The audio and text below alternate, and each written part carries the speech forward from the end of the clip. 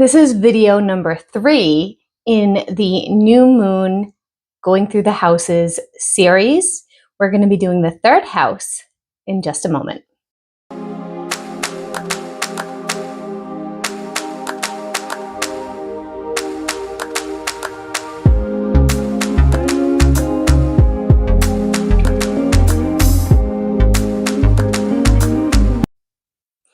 Hey guys, I'm Mel from Melsdivination. I'm the owner, the operator, and the creator here. And we do all kinds of spiritual witchcraft, energetic things on this channel. So we've been doing Moonology for a while now. And that we also do astrology. We do Witchy Wednesdays, we do Flip Through Fridays, and we do tarot pulls by donation. We're also just rolling out the membership program, so make sure you check that out if you are interested. There's lots of extra bonuses if you are a member.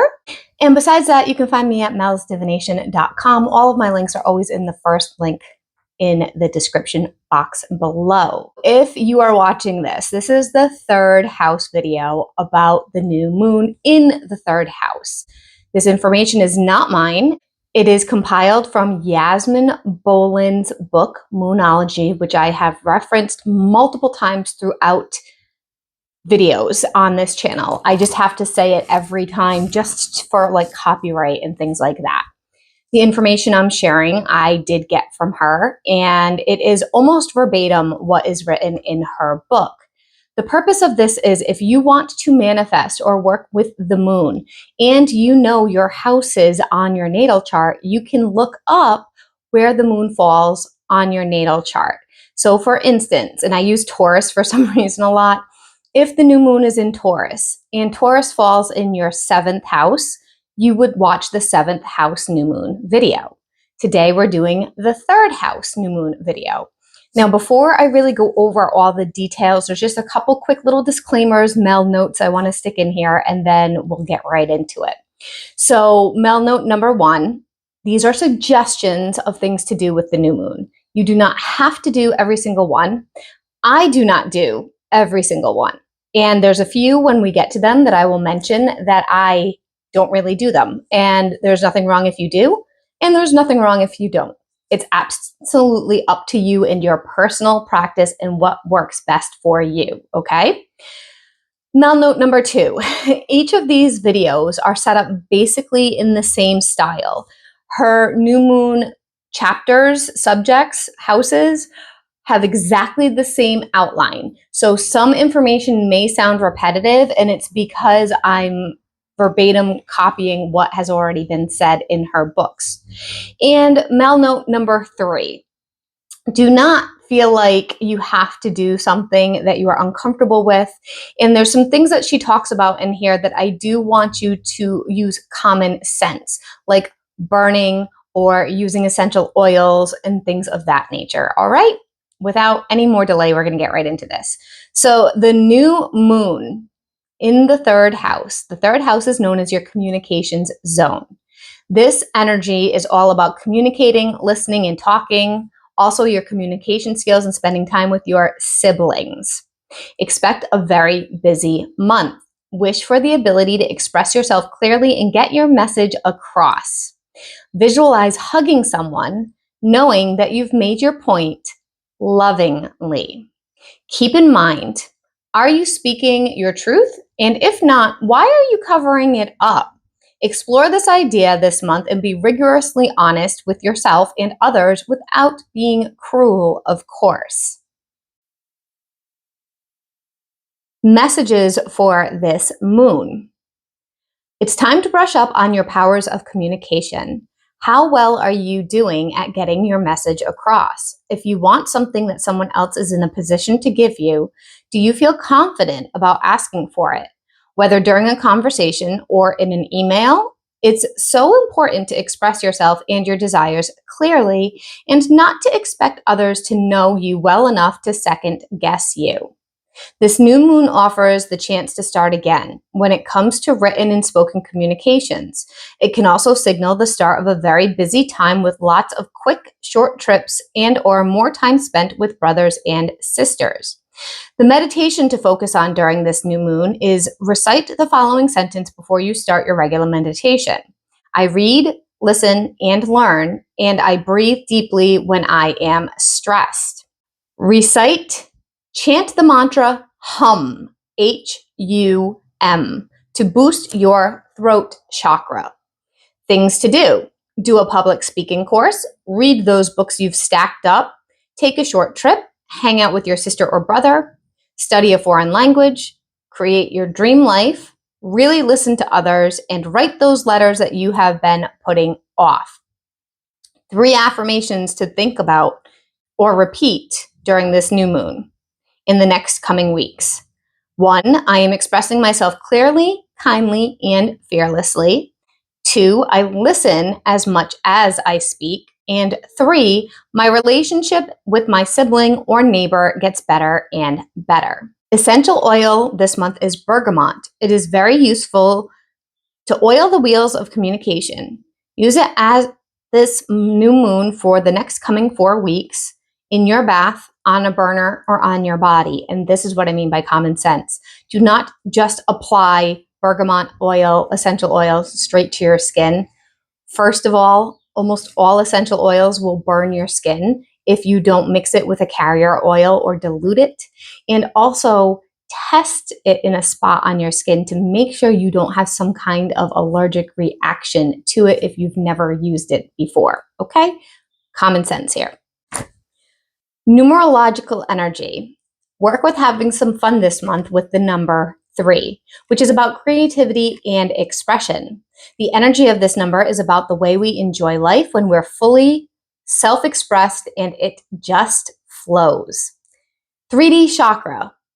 Work on the throat chakra. This is the card for the throat chakra and the color. It's right at your throat, and it is considered the 5th chakra. This is also called Vishuddha, which I know I didn't pronounce correctly. This month, by visualizing a spinning sky blue light at the base of your throat, we all need to express ourselves clearly if we want to create our lives as we dream of them. Expression and this chakra are closely tied together when it comes to manifesting. Your word is your wand, which I absolutely do agree with that. This is the chakra from which you express your will, and your will affects your life. How strong is your will? Work on that this month. The 5th chakra in the 5th dimension, the sacral chakra, is a gorgeous, soft, pearlescent pink, and it radiates transcendent love. Not to be confused with the 3D sacral chakra. See, this is where I get kind of screwed up with all this because I'm not hugely into chakras. So the 5D and the 3D, it's kind of too much for me, honestly. But I'm sharing the information, and that's where I was going with that. This chakra is the portal through which you can express love sexually. Once you get this chakra in tune, you will choose your romantic partners more wisely or improve your sex life with your current partner. Now, how is that different than the regular sacral chakra? See, this is what I'm talking about. I don't know. If you know, comment down below because I don't know. The guiding archangel is Zadkiel. Now, this is from the Tarot, Angel Tarot, originally by Doreen Virtue. Now it's just Bradley Valentine, but this is the original deck. Okay. In this tarot deck, it's called Balance, which is similar to the Temperance card. But the interesting thing is, in the Temperance card, it's not Zadkiel who's the angel. So that's confusing, right? Thanks to Doreen Virtue. Now let's talk about Zadkiel. He's the archangel of compassion and forgiveness, according to Yasmin. Forgiveness that comes from the heart. He is also the archangel of memory. To connect with Archangel Zadkiel, simply light a candle and say the name Zadkiel and ask for help. Dearest Archangel Zadkiel, please be with me this month as I express myself openly and honestly with everyone. With your help and guidance, I can reach my full potential when it comes to communicating. Thank you. You can also ask Zadkiel to help regarding your siblings or neighbors if you need it. Now, this card actually says the need for balance and moderation, cooperation and compromise, and wait for perfect timing. So he's sort of good with cooperation, I guess. I don't know. I'm not quite sure why she chose what archangels for what month. She just did. I mean, obviously there's a reason if we asked her, but I don't know her personally, so I can't ask her. I'm having to move a little bit. You guys might be noticing that because I'm kind of, the sun is like, as the sun is setting, I'm like running away from it because it keeps getting in my eyes. All right, we have 3 more things and then we are done with this video. Guiding goddess is Saraswati or Sarasvati is how it is in this card. This is also from the Doreen Virtue Goddess deck. Saraswati is the Hindu goddess of intelligence and divine feminine wisdom. She is also the goddess who gave language to the world. So whether you're writing something or talking or presenting, ask Saraswati for help. When this part of your chart is triggered, it's time for you to think about how well you're getting your message across, personally and professionally. To connect with Saraswati, simply say her name and ask for help. Now, this card, it says the arts, and it also says express yourself through creative activities. So expression, yeah, it's interesting because they don't line up with each other. A lot of Doreen stuff doesn't line up with what Yasmin says, but I just want you to have something to look at. You decide what resonates most with you. Okay, 2 more. Universal law. The law of action is in focus this month. What happens if you have lots of hopes and dreams, but you do nothing? Most likely, nothing happens. The universal law of action must be activated in order for us to manifest the life we're dreaming of here on Earth. Are you taking action? What can you do to move closer to your dreams? And finally, we wrap up with the heavenly ray. The heavenly ray is the yellow 3rd ray, is governed by Master Serapis Bey. Oh, I think I've heard that one before, so I think I said that one right. I'll still put it here. Serapis Bey.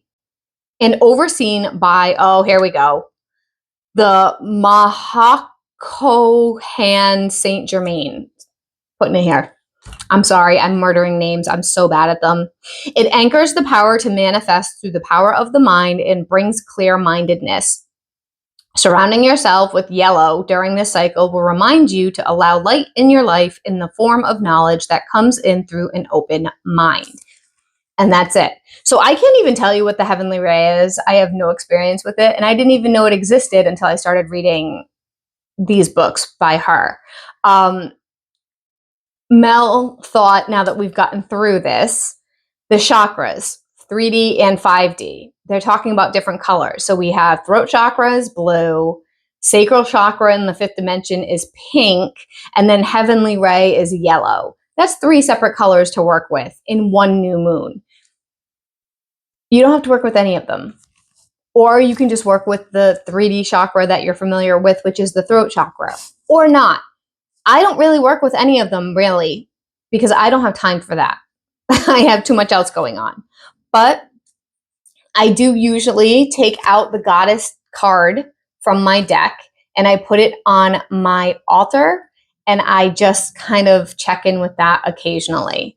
That's pretty much all I do with that amount of information. Everything from mantra all the way to heavenly ray, I don't really use personally. But I wanted to share it all with you guys because that's what I'm doing. I'm sharing a resource for you.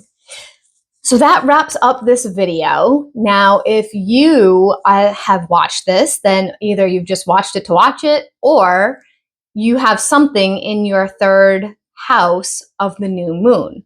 I would love to hear what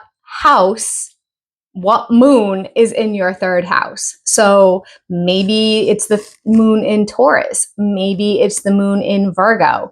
Whenever it happens for you and you watch this video, comment down below so that the community and I can find out, because that is really fun for me. Besides that, I'll see you guys all in the next video. Bye for now.